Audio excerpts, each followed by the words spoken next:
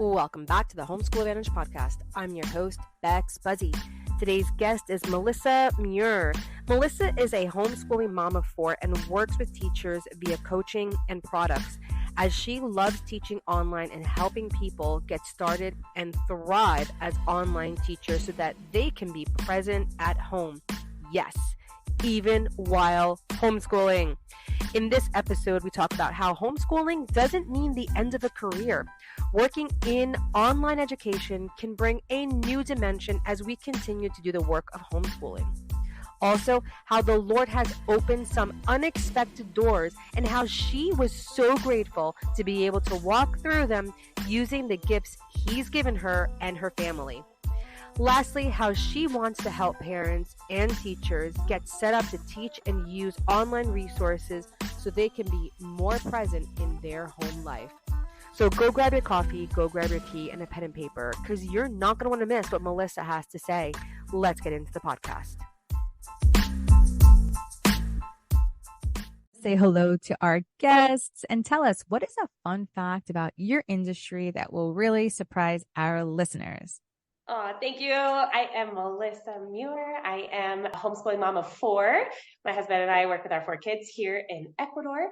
Let's see, I've taught in a lot of different places. And so having taught in public school, private school, international school, and online, I think something really interesting and surprising about kind of homeschoolers is that we can also work. Dun, dun, dun. You don't have to only homeschool your kids. And so I think that's kind of a misconception sometimes. And that's something that I really stepped into. It makes me kind of stop in my tracks now. But 2 weeks after our fourth kid was born, I was like, I need to do something. What am I going to do? And I had stayed home. We had started homeschooling at that point, and I applied to teach online, taught online for a couple of years, and then was like, this is amazing. And it fits with our homeschooling schedule. Doesn't take me away at times that I don't want to be away from my family. And so, yes, there is some separation there in the times that I need to be teaching, but I think that's something that sometimes gets pushed to the side when we're only homeschooling, which is a labor of love in itself. That's so true. I'm so glad you said that, because I think a lot of parents do think like, oh, if I teach, I can't work, or if I work, I can't teach. It's like, well, a lot of us teachers do both. I don't know. Like, yeah. Well, and homeschooling is so flexible. And that's, right. Something that I love is reflecting back, and you as a public school teacher, this 8 hours of school is not 8 hours. Not even close. There is so much packed in there, lunches, recess, lining up to things, extra little add-ins. And so it's really freeing to show kids, hey, time management. If you manage yourself well, we can get school done real fast. And so as a parent, homeschooling parent who also wants to work, if I manage my time well, I can work 2 or 3 hours a day in front of a camera. And there's some passive work that can happen too. But if I manage my time well, it can all get done. I love that. And by the way, you're like 4 kids, and I'm like looking at you going, you look barely 22 years old. Like, oh my gosh. Thank you. Like, I'm 35, but thank you. I appreciate that. Oh my gosh, you look like a kid. Oh my gosh. We've had a lot of life, I'm not going to lie, but it's, tons definitely of it. been a journey. Yeah. Oh, I love that. So what is the focus of your work? How do you help parents and homeschoolers in this area of education? Sure. So I help online teachers get started and thrive so that they can be more present at home. Now, this applies to people who are not homeschooling, so that's fantastic. But also, if you are homeschooling, this is for you. Yes. And this was when I have my ideal client, basically, it's thinking of the homeschool mom who's like, I can homeschool. I'm doing it, but I also want to work. How? How do I get started? And so I have put together a bunch of tools, printable tools. I do low cost coaching. This is not meant to be a fork over thousands of dollars type thing. That makes me cringe when I do those. And so it's some of those things where I'm like, yes, let's work together. Let's get you the answers you need. Let's get you started. That's how I help people who are wanting to get started teaching online. But for homeschoolers who are not interested in teaching online, I also use my online teaching experience. I've created a lot of stuff over the years. So a lot of fun games, a lot of fun love writing. I love teaching writing, which I didn't love when I was in the classroom because of how much time it took. But since homeschooling, I'm like, I can do this actually pretty well. And my kids don't even know that they're writing so much when I think about how much they're writing. And so we've kind of created these systems that I've now packaged up, and I sell those as products on Teachers Pay Teachers and on my own website. I love it. Oh my gosh. You see, you are exactly the person I'm always talking about to other people. I'm like, you can do this. You can do it with children, lots of them actually, and you can work. You can do it well, and you can still have a great life. I think, it's just breaking those paradigms and that mindset of like, this is how it's supposed to be. Of course, that can feel overwhelming, but I love what you said. There's freedom. And you are free to choose. I mean, shoot, you guys can go live in Ecuador.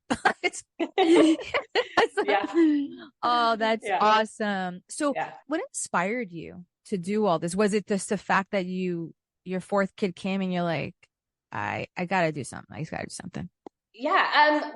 Golly, I think it was maybe the day our fourth kid was born. I was going into the hospital, and my husband gets a message that his contract was ending. They were going to stop his contract, in the next month or so. So we were like, we got a month. Let's figure out what we're going to do.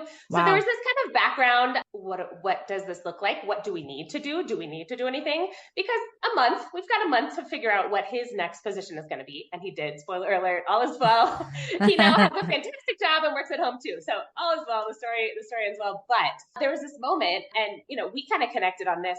If the Lord is calling you to it, He's going to provide for what you need. And so that has been kind of the story of our life from the beginning, but also in that season too. And so it was figuring out kind of what our schedule looked like, making us much better co-parents rather than me taking the brunt of the momming during the day and, just supporting him and getting him work set up and all of that. But it was a really cool moment to then step in and be like, hey, I can contribute something, and I can do it in a way where I don't feel shame about being outside the home. Not that working outside the home needs to bring shame. I am not saying that. Please hear me say that. But there is this balance that I think each of us needs to find of how much we are willing to and how much we can and how much we have to. And for me, this was beautiful. So Bex, I'm going to share my schedule a little bit so that you can kind of see how this works, because it is, it's not a simple thing, but it did take some time management. So I wake up at 4:00 in the morning, and this is a personal choice. I could wake up a little bit later, but I choose to wake up at that time so that I can have time in the Word. I can have some quiet. There's not quiet in our house once the kids wake up. So have some quiet, be in the Word. You have some time to pray. And I am currently upstairs in our kind of attic playroom, which is also my office. I have a corner, and that's where I teach. And so having that time sets me up. Then I have an hour to work out. That is something that makes me feel human. It makes me feel good. It makes me healthy. And so I have an hour to work out. I listen to podcasts. I watch YouTube videos. I teach myself. I learn things. I learn how to YouTube. I learn how to teach better that way. And then I get into teaching. I teach for about 2 hours in the morning from 6 a.m. to 8 a.m. our time. And then by about 8:30, I am downstairs and we're starting school, but my husband has already started school with the kids. So this is where that kind of co-parenting. And then once I get down, he goes into his office and he gets started working. And sometimes I have a night class. So this was all inspired by perfect.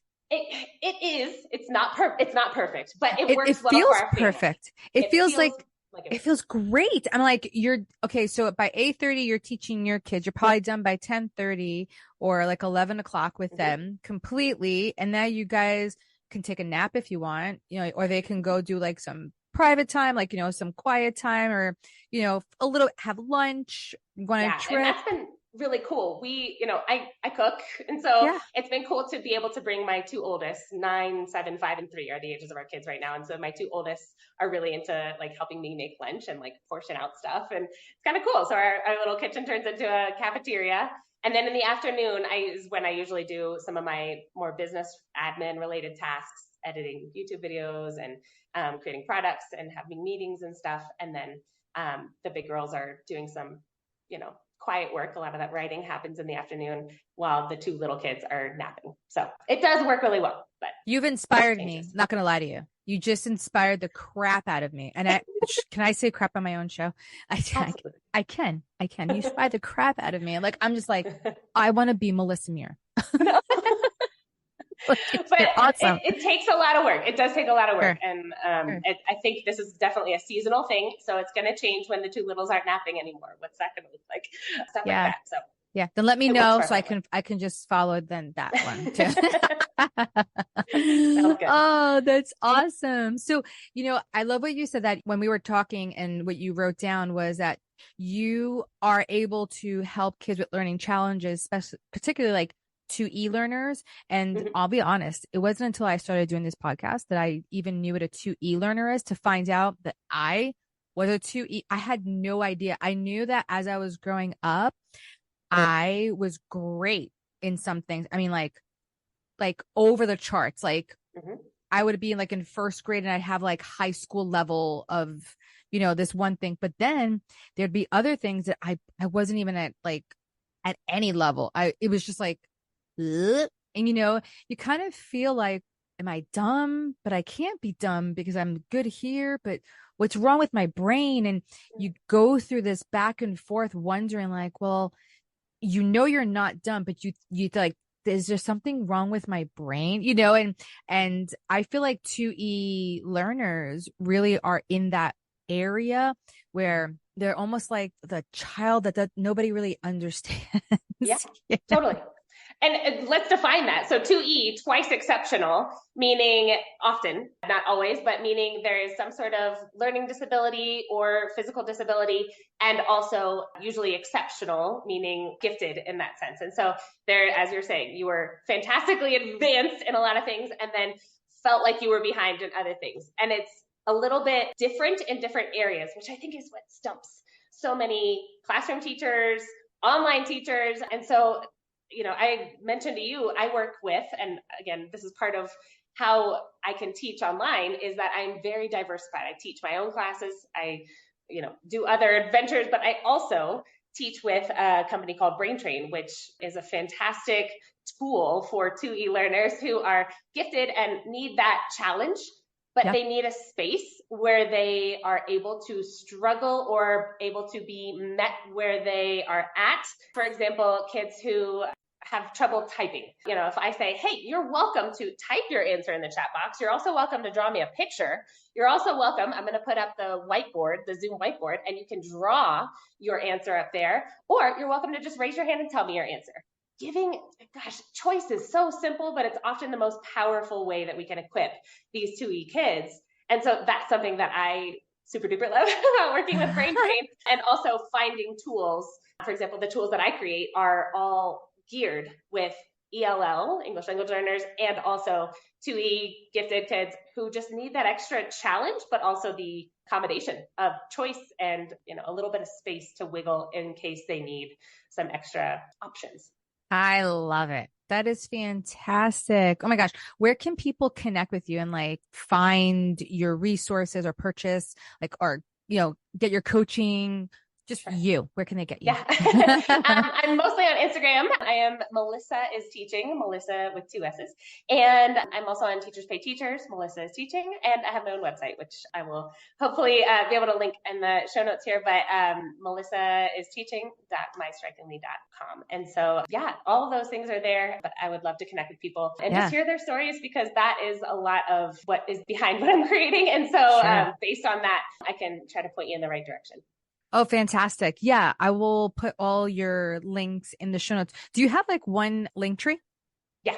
Linktree/Melissa is Teaching. Mm-hmm. Yeah, I'll grab your link tree and we'll put it in there. Fantastic. Boom, and everybody can just click and go and be like, oh, there's Melissa's Teaching. So, well, and on YouTube too. I mean, YouTube is kind of where I try to throw a lot of these resources so that you can educate yourself first. I am never trying to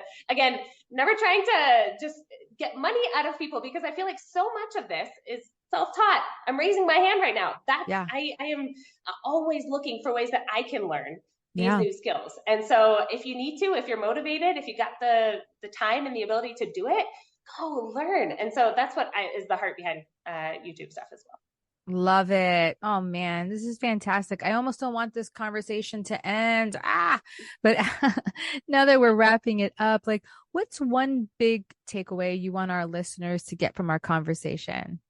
I would say homeschool is your own. It can be a couple hours a day with your kids and then head to the park. But also it can be hours and hours, or it could be a little bit more complex. You can add more tech in or less tech. It's your own. You're not doing it wrong if it doesn't look like your friends, if it doesn't look like your traditional schooling was. I was a public school kid, and so I struggled with that at the beginning. And so make it your own. You're their parent, and you're able to step into that role. So I love that. I agree. All of it. Thanks so much for coming on and just sharing all of your knowledge and wisdom and just all your resources. I know I'm definitely going to be looking up your YouTube channel for sure. Thank you, Bex. Awesome. Well, thanks for coming on. Absolutely. Thank you.